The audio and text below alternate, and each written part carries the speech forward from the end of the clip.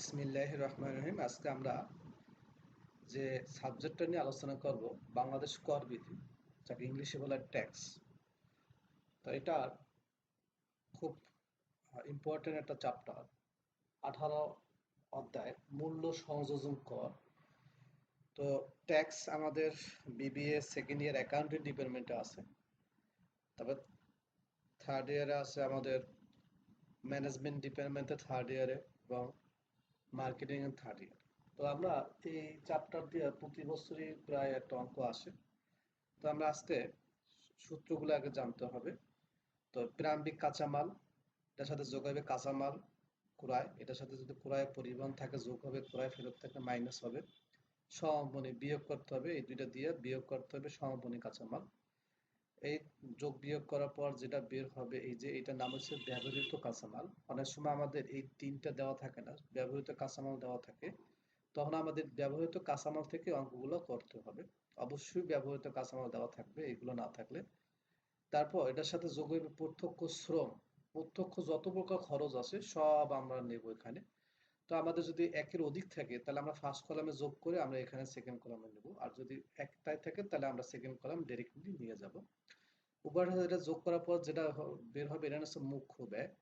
এটার সাথে যোগ হবে কারখানা উপরি ব্যয়, পরোক্ষ উৎপাদন ব্যয়, কারখানার খরচ জাতীয়, কারখানা জাতীয় যত প্রকার খরচ আছে সব এই জায়গায় যাবে। এটা যদি একের অধিক হয় তাহলে আমরা ফার্স্ট কলামে কি করব, ফার্স্ট কলামে সব যোগ করে পর তো আমরা সেকেন্ড কলামে নেব, আর যদি শুধু কারখানা উপর লেখাই থাকে তাহলে আমরা সেকেন্ড কলামে নেব।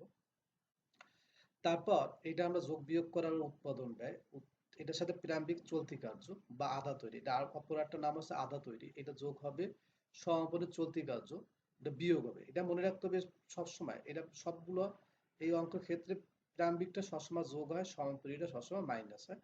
তাই এটা বের হওয়ার পর নাম হয়েছে উৎপাদিত পণ্যের ব্যয়। আর এখন অনেক সময় এই অঙ্কগুলো এগুলো তথ্য যদি দেওয়া না থাকে তাহলে নেওয়ার দরকার নাই। তারপর এটার সাথে যোগ হবে প্রারম্ভিক তৈরি পণ্য, বাদ হবে সমাপনী তৈরি পণ্য।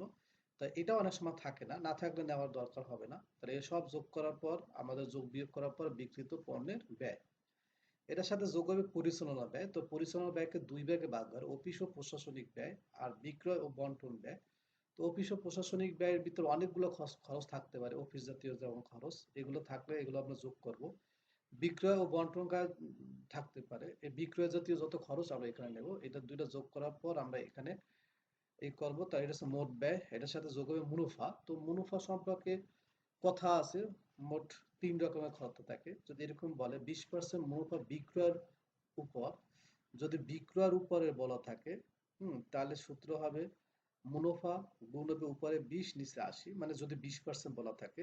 আর যদি 30% বলা থাকে তাহলে উপরে 30 নিচে 70, মানে এই দুইটা মিললে 100 হবে।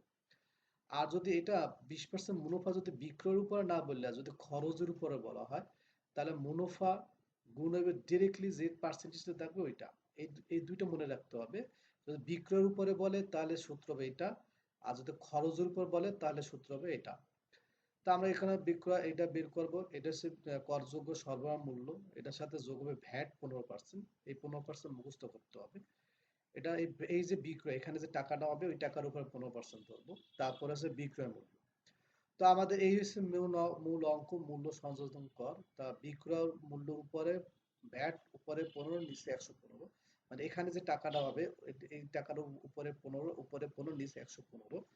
আর বাদ হইবে ব্যবহৃত কাঁচামাল যে আছে, এই যে ব্যবহৃত কাঁচামাল, এই টাকার উপরে উপরে 15, নিচে 115। তাহলে এইটা দিয়ে মাইনাস করার পর যেটা হবে এটাই হচ্ছে পূর্ণ মূল্য সংযোজন কর।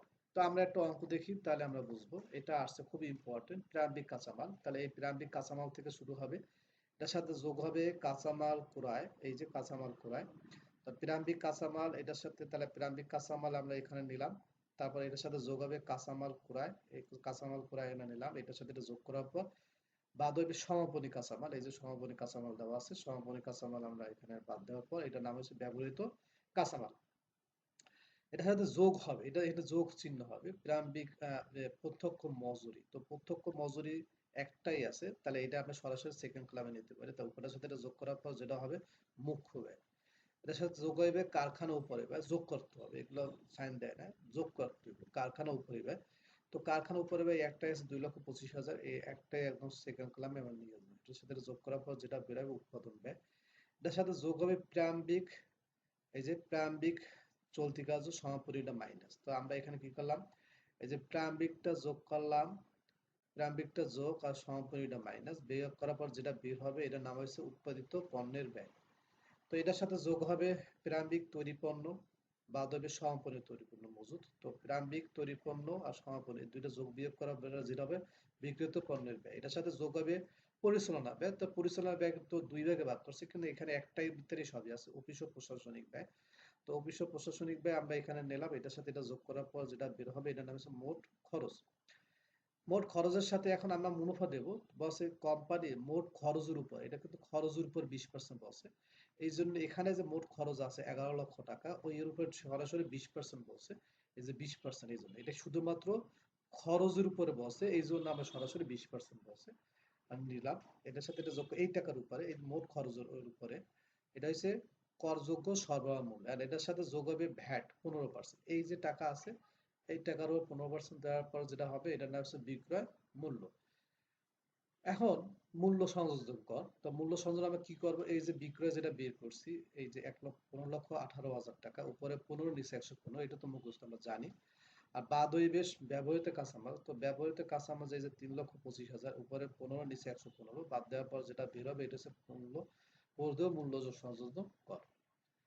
এখন আমরা আরেকটা অঙ্ক দেখি, খুবই ইম্পর্টেন্ট। যেমন এখানে প্রথম এই অঙ্কটা ব্যবহৃত কাঁচামাল যেহেতু আছে এটা দিয়ে শুরু করতে হবে। তো আমরা ব্যবহৃত কাঁচামাল আমরা শুরু করলাম, এই ব্যবহৃত কাঁচামাল দিয়ে শুরু করলাম। এটার সাথে যোগ হবে প্রত্যক্ষ শ্রম। তো প্রত্যক্ষ শ্রম আছে, এই জন্য আমরা এটার সাথে যোগ করার পর এটা হচ্ছে মুখ্য ব্যয়, এগুলো প্লাস দিতে হবে। এটার সাথে যোগ কারখানা উপরিবেত। কারখানা উপরিবেতে কি কি যাবে, পরোক্ষ যত খরচ সব কারখানার ভিতরে যাবে। এই কারখানা, এটাও কারখানা, এটাও কারখানা, এটাও কারখানা, মানে এগুলো সব কারখানা জাতীয় খরচ। এই জন্য অন্যান্য কারখানা, একটা, দুইটা, তিনটা, চারটা, পাঁচটা, তাহলে এখানে একটা, দুইটা, তিনটা, চারটা, পাঁচটা, পাঁচটা যোগ করা এই জায়গায় নেবো। এটার সাথে এটা যোগ করার পর যেটা বের হবে এটার নাম হচ্ছে উৎপাদন ব্যয়। এটার সাথে যোগ হবে, এখন এখানে প্রারম্ভিক চলতি কাজ ও সমাপনী চলতি কাজও নাই, প্রারম্ভিক তৈরি পণ্য সমাপনী তৈরি পণ্য নাই, এই জন্য সরাসরি আমরা পরিচালনা ব্যয়কে দুই ভাগে ভাগ করছি।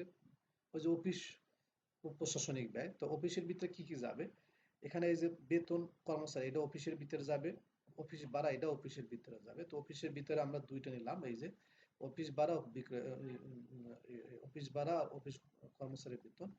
আর বিক্রয় ভিতরে কি কি যাবে, বিক্রয় ভিতরে আমাদের যাবে হয়েছে বিক্রয় কর্মীর বেতন, তারপর বিজ্ঞাপন, আর বিক্রয় কর্মচারী বেতন আর বিজ্ঞাপন, কয়টা হলো, দুইটা। তাহলে আমাদের এই যে বিক্রয় খরচ, আবার বিক্রয় খরচও আছে আমাদের এখানে, এই যে বিজ্ঞাপন, তারপর অফিস ভাড়া, বিক্রয় কর্মচারী, বিক্রয় খরচ, মানে বিক্রয় জাতীয় খরচ তিনটা আমরা নিলাম। উপরের সাথে যোগ করার পর আমরা বের হবে মোট ব্যয়। এখন মুনাফা সম্পর্কে বলছে, মুনাফা বিক্রয়ের উপর, ওইটা ছিল খরচের উপরে, এই জন্য আমরা সরাসরি 20% দিচ্ছি, আর এটা হচ্ছে বিক্রয়ের উপরে, এই জন্য সরাসরি এই যে মূল মুনাফা যেটা আছে, মোট ব্যয় 20,20,000, এই মুনাফা এইটার উপরে বের করতে হবে। উপরে 20, নিচে 80, যদি 30% বলতো উপরে 30, নিচে 70, মানে এই দুইটা মিললে 100 হইতো। এটা যোগ করার পর যেটা বের হবে এটার নাম হচ্ছে করযোগ্য মুনাফা, এটার সাথে যোগ হবে ভ্যাট, ভ্যাট হবে 15%। এই তো এটা এই রকমের, এই যে বিক্রয়ের উপর উপরে 15, নিচে 115, আর বাদ হবে কাঁচামাল যে আছে ব্যবহৃত কাঁচামাল, এই যে 12,50,000, এর উপরে আমরা বের করব। তারপর আমরা এটা বের করার পর ধন্যবাদ। আহ খুব